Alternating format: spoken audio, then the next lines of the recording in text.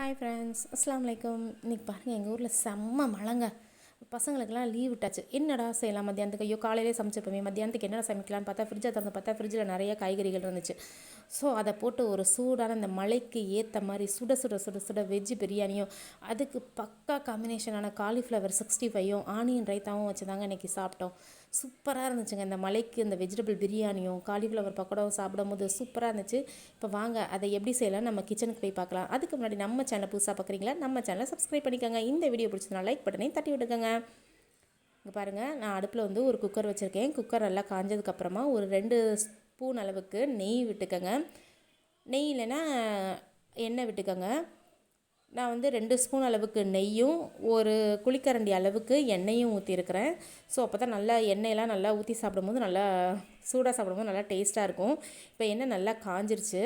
இப்போ இதில் வந்து நான் வந்து 2 பெரிய வெங்காயத்தை கட் பண்ணி வச்சுருக்கேன். அதை வந்து இதில் ஆட் பண்ணிக்கிறேன். வெங்காயம் நல்லா வந்து வதங்கட்டும். வதங்கிறதுக்குள்ளே இதுக்கு தேவையான பொருள் என்னென்னு பார்த்துட்டு நம்ம அதை போய் அரைச்சிட்டு வந்துடலாம்.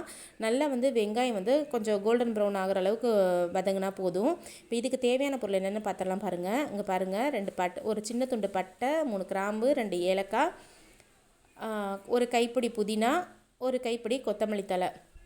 இந்த புதினா கொத்தமல்லி தழை போன சண்டே வாங்கினதுங்க. இங்கே பாருங்கள் எவ்வளோ ஃப்ரெஷ்ஷாக இருக்குது பாருங்கள். 3 பச்சை மிளகாய் ஆட் பண்ணியிருக்கேன் எங்கள் காரத்துக்கு தகுந்தாப்பில். ஸோ நீங்கள் உங்களுக்கு வேணும்னா நீங்கள் எவ்வளோ வேணுமோ ஆட் பண்ணிக்கோங்க. இது எல்லாத்தையும் போட்டுட்டு அதிலே வந்து 2 ஸ்பூன் அளவுக்கு இஞ்சி பூண்டு பேஸ்ட் ஆட் பண்ணிக்கோங்க. இப்போ இது எல்லாத்தையும் சேர்த்து நம்ம வந்து ஒட்டுக்கா வந்து அரைச்சிட்டு வந்துடுவோம். நைஸாக ஒரு பேஸ்ட் மாதிரி அரைச்சிட்டு வந்துடுவோங்க மிக்சியில். இப்போ அரைச்சிட்டு வந்தாச்சு. இப்போ அந்த பேஸ்ட்டை வந்து நம்ம வந்து இதில் ஆட் பண்ணிக்குவோம். நல்லா வந்து இதோட பச்சை வாசனை போகிற அளவுக்கு ஆட் பண்ணிக்கோங்க. பேலன்ஸ் வந்து அந்த மிக்ஸி கழுவுன தண்ணியை இதில் ஆட் பண்ணி நல்லா வந்து வதக்கி விடுங்க. இது வந்து நல்லா ஒரு பச்சை வாசனை போகட்டும். பச்சை வாசனை போனதுக்கப்புறமா நான் வந்து ஒரு மீடியம் சைஸ் தக்காளி, ஒரு சின்ன தக்காளியாக 2 தக்காளி எடுத்து ஆட் பண்ணி வச்சுருக்கேங்க. நான் கட் பண்ணி வச்சுருக்கேன். அதை வந்து இதில் ஆட் பண்ணிக்கோங்க. சின்ன தக்காளியாக 2 தக்காளி, பெரிய தக்காளியாக இருந்தால் 1 போதும். ஸோ இதையும் ஆட் பண்ணிக்கோங்க. இதுவும் நல்லா வதங்கட்டும். வெங்காயம், தக்காளி, அந்த பேஸ்ட்டு எல்லாமே வந்து நல்லா வந்து வதங்கணும். எண்ணெயிலே நல்லா வதங்கணும். இந்த இதே தெரியக்கூடாது, அந்தளவுக்கு நல்லா வதங்கிடணும். இப்போ வந்து நம்ம இதுக்கு வந்து தூள் ஆட் பண்ணிடலாம். நான் வந்து ஒரு ஸ்பூன் அளவுக்கு கொத்தமல்லி தூள் ஆட் பண்ணிக்கிறேன். அதிலே வந்து 1/2 ஸ்பூன் அளவுக்கு மிளகாய் தூள் நான் சேர்த்துக்கிறேன். நான் வந்து காரம் கம்மியாக தான் சேர்த்துருக்கேன், ஏன்னா ஏற்கனவே பச்சை மிளகாய் சேர்த்துருக்கனால. நீங்கள் உங்களுக்கு காரத்துக்கு தகுந்தாப்பில் நீங்கள் போட்டுக்கலாம். அடுத்து 1 ஸ்பூன் அளவுக்கு கரம் மசாலா ஆட் பண்ணியிருக்கேங்க. இப்போ இது எல்லாம் நல்லா வந்து வதக்கி விட்டுருங்க. இப்போ வந்து நான் எல்லா காய்கறிகளும் ஆட் பண்ண போகிறேங்க. நான் என்னென்ன காய்கறிகளை எடுத்திருக்கேன்னு பாருங்கள். கேரட்டு, பீன்ஸு, அதுக்கப்புறம் பட்டாணி, சுண்டல், மீல் மேக்கர், உருளைக்கிழங்கு, பீட்ரூட்டு எல்லாமே சேர்த்துருக்கேன். இங்கே பாருங்கள், பட்டாணியோடய கொஞ்சம் சுண்டல் கலந்துருந்துச்சு. சரி எல்லாத்தையும் போட்டு விடலாமேன்னு சொல்லிட்டு எல்லாத்தையும் போட்டு விட்டேங்க. நிறைய வெஜிடபிள்ஸ் போட்டிருக்கேன். ஸோ இது எல்லாத்தையும் நல்லா வந்து வதக்கி விட்டுணும். இப்போ இந்த காய்க்கு தேவையான அளவு கொஞ்சமாக உப்பு போட்டுக்கோங்க. நான் உருளைக்கிழங்கு ஆட் பண்ணியிருக்கேன்.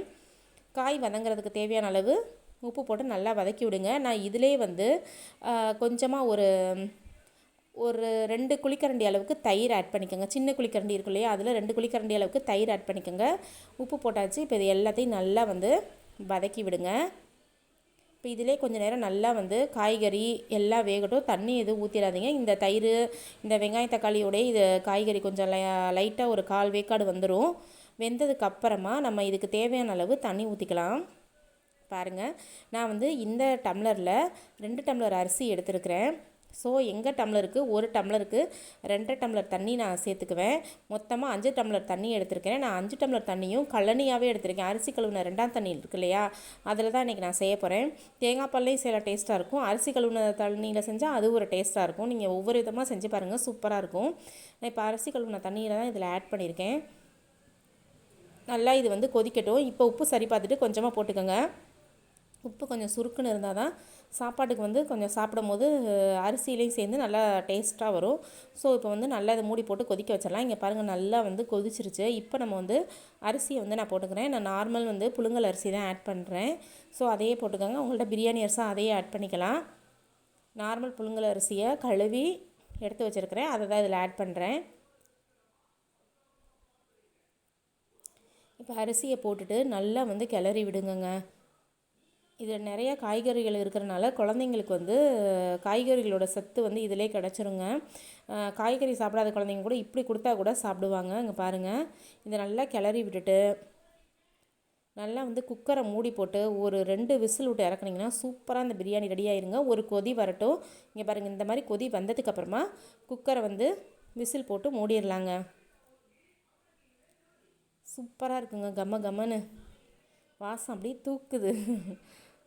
இங்கே பாருங்கள், குக்கரை மூடி போட்டாச்சு. ஒரு 2 விசில் வரட்டும், வந்ததுக்கு அப்புறமா பார்க்கலாம். இங்கே பாருங்கள், 2 விசில் வந்துருச்சு. வந்ததுக்கப்புறம் திறந்து பார்த்தோம்னா எப்படி சூப்பரான பிரியாணி ரெடி ஆகிடுச்சு பாருங்கள். நல்லா உதிரி உதிரியாக, நல்லா இந்த மலைக்கு ஏற்ற மாதிரி நல்லா கார சாரமாக சூப்பராக ரெடி ஆயிடுச்சுங்க.